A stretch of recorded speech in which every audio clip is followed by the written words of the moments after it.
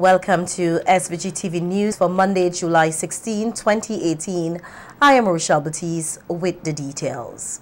A 4-day regional training course looking at the discipline of emergency operation centers and the standard operating procedures commenced here today. The workshop is being hosted by the National Emergency Management Organization, NEMO, in collaboration with the United States Agency for International Development, Office of Foreign Disaster Assistance, USAID, OFDA. Speaking at a brief opening ceremony this morning, USAID Sub-Regional Manager Beryl Brister said her organization is happy to lend support to the training as part of their commitment to capacity building and institutional strengthening. And we expect that at the end of this course, some of you will be selected as future instructors of this course, and that will be decided by Mr. Shillingford, the consultant to St. Vincent. He will make a determination along with the other facilitators who will best serve in that capacity as a member of the cadre of instructors. Director of NEMO, Michelle Forbes, thanked USAID for piloting the training course here in St. Vincent and the Grenadines. The workshop is extremely timely. As we reflect from 2017, we must ensure that our operational readiness is in line with all our preparedness and mitigation efforts. We are often not judged by our preparation or preparedness, but how we respond and manage an incident. So we can do all the work we talk about and boast sometimes, but we are often judged by how we respond and how we operate following an emergency. We have been having more frequent and intense storms, hydrometeorological events, and hence they're going to get worse because of climate variability and climate change. And our systems, therefore, need to be able to meet that challenge of these more frequent events and be able to operate. Forbes told the participants that coming out of the 2017 hurricane review, she was disappointed to learn that several countries in the region were not in operational readiness and that they all must play their part to get up to standard. Some of the NEOCs were not fully activated as they ought to, and some took a while to be activated, of course, depending on the impact in the country. Because we must recognize that if there's a severe impact, that even the persons who have to function in the NEOC, they too will be affected. When the NEOC is activated or the Emergency Operations Center is activated, we depend on other agencies and sectors to support us in the NEOC. And too many times when we are activated, we are only seeing the staff from the disaster offices. And our staff from these offices are very small, so it means that we are stretched within 24 hours we are stretched. And I want to ask you, as you do this training this week, not to think that you came to St. Vincent or came to this training for another training, but you are here to support the national system.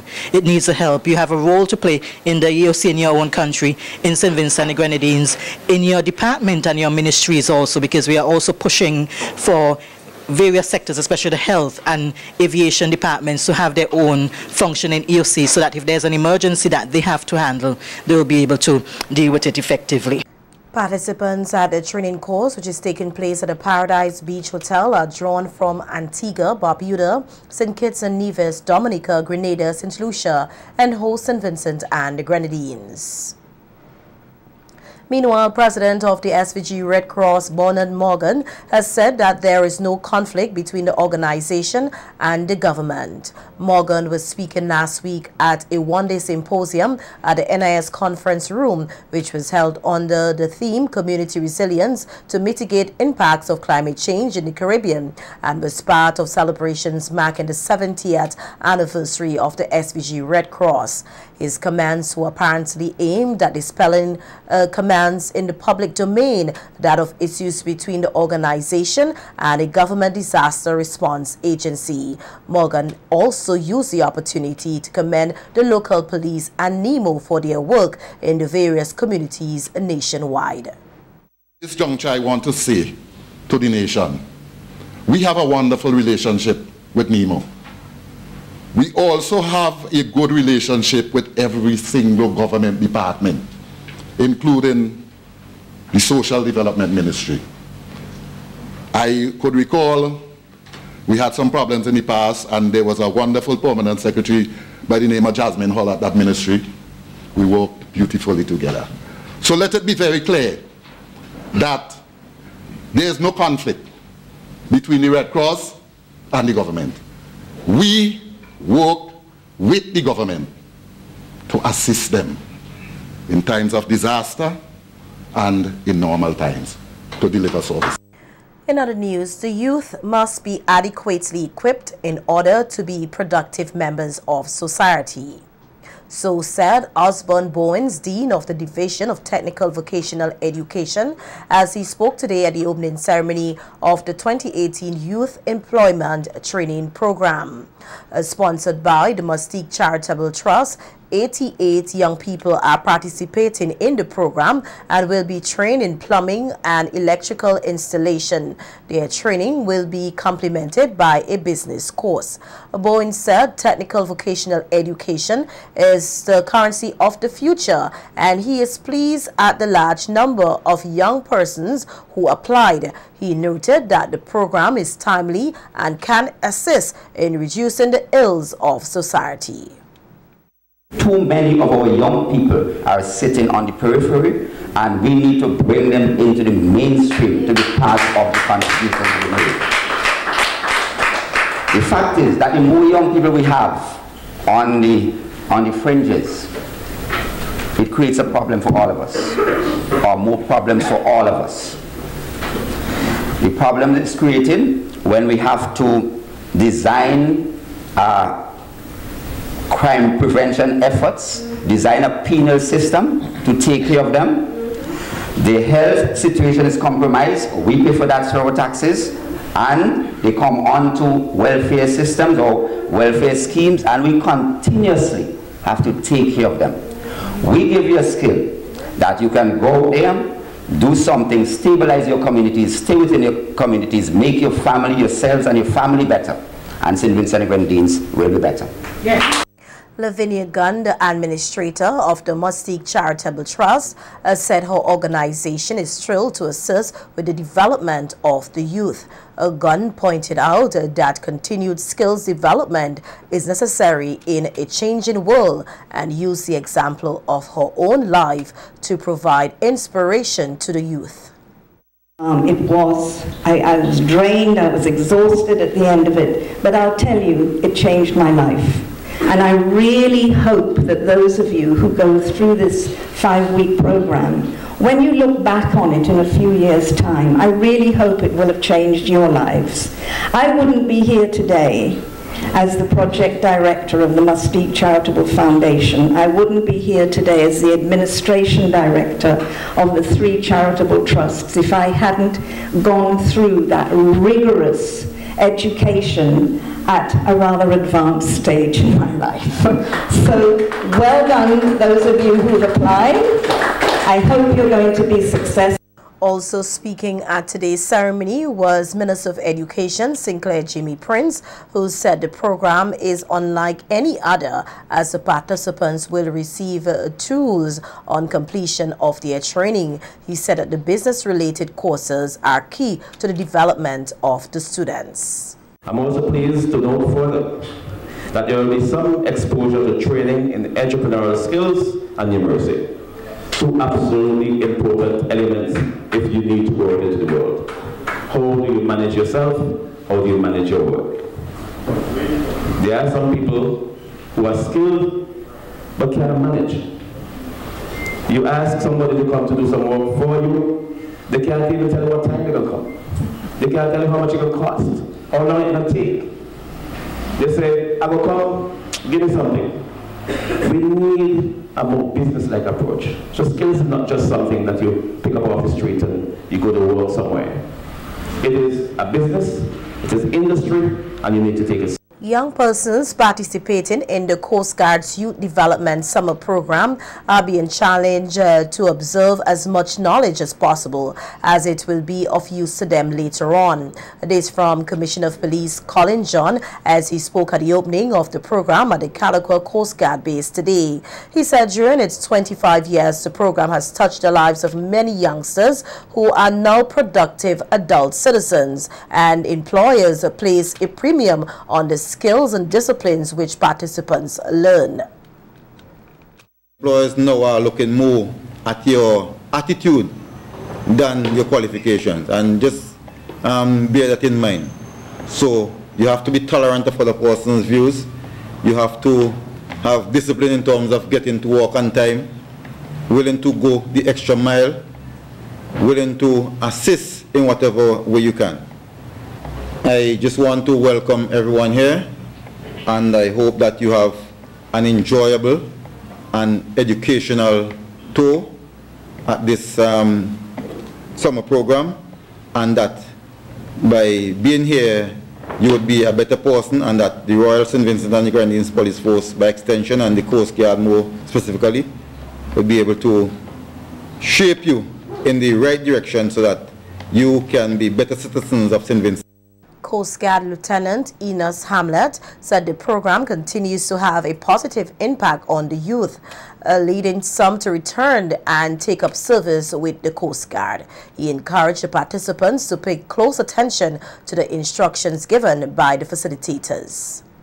Came here and they fall in love with what we do here, and they set their mind and their goal and join in the Coast Guard when they are ready to start their professional life. So you are definitely going to have a good time. And I pray that everything that you do would be done safely as well. We want everything to go down without mishap. So be careful, be mindful, and obey the instructions of your coordinator and the facilitators at all times, because they are experienced and they are going to be looking out for your interests in everything that they ask you to do. They're not going to put you in harm's way. They're definitely going to be looking out for your safety, so please obey them at all times. The program's coordinator, Petty Officer Damian Franklin, gave an overview of the activities in which the youth will be engaged. We're touching on personal development, the history of the Coast Guard, navigation, seamanship, safety at sea, substance abuse, conservation, boat handling, which is very interesting, leadership development, knots and splices, conflict resolution, human sexuality, team building, treasure hunt. We'll be having a visit to Vinlek power plant.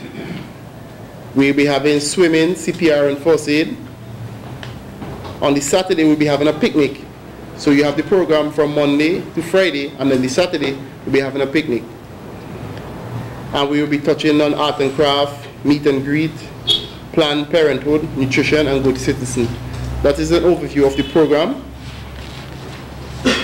As I said before, it's a very interesting program. The HIV/AIDS unit's Catch the Vibe, Not the Virus Carnival campaign has been hailed a success. Azonia Vanlo Morris, assistant to the director of the HIV/AIDS unit, told SVGTV News today that the unit was engaged in a range of activities, all designed to raise awareness of the virus and encourage safe sex. Vanlo Morris said the response from the public was excellent. Well, there are still other carnival activities that are still going on in terms of rural carnivals, and there's some carnivals that still are going to be happening in the Grenadines. For all intents and purposes, the main carnival season here on the mainland, we think that the message and the activities that we would have done throughout this season were far-reaching and effective. It's sometimes a little hard to assess, but from our condom distributions, our text blasts, our radio call-in programs that we did this year, we got good responses, and persons were very receptive of the message. A lot of people wanted to come on board and join us. And, you know, a lot of people reached out to us and were very thankful for the campaign. So in that... Valno Morris said along with the Carnival campaign, the unit surveillance system is working well and will provide data which is needed to plan and execute targeted interventions. CBS system is going well. We still do not have it in all of the sites that we need to have it in, but from the sites that it is functioning in, it's going very well. We are getting good data from it. We're getting, you know, good matchups in terms of reported cases and what we have in our system. So from all reports, the system is working well thus far, and we hope that it can, you know, improve and that we'll be able to get a very good picture of the state of HIV and AIDS in St. Vincent over the years to come. The HIV/AIDS unit representative encouraged the public to continue engage in safe sex and pay greater attention to their sexual health. We would just like to continue to encourage persons. You know, Carnival is over, yes, but we still know that people may engage in risky sexual behavior, and we just want to encourage people to always ensure that they take care of their sexual health and, you know, be very mindful of things that they're doing as it relates to their sexual health. We always have available for the general public our testing services. We always have available for the general public condoms and education and information that we are always ready and willing to give to everyone. As it, you know, relates to HIV education and awareness. Police here are investigating an incident at a home in Diamond around 8 p.m. on Friday night in which 2 men were shot. The police said 3 unknown men reportedly entered the home of 42-year-old Kenneth Barsi of Diamond with a shotgun. Kendi Flabe, a 23-year-old laborer of Stubbs, and Leonard Roberts, a 23-year-old laborer of Diamond, was shot in the process. Flabe was shot on the left side of his abdomen and left thigh, and Roberts was shot on his right thigh. The 2 were taken to the Milton Cato Memorial Hospital and are said to be in a stable condition. The police said Flabe told them that the unknown gunman robbed him of a cell phone and a black knife.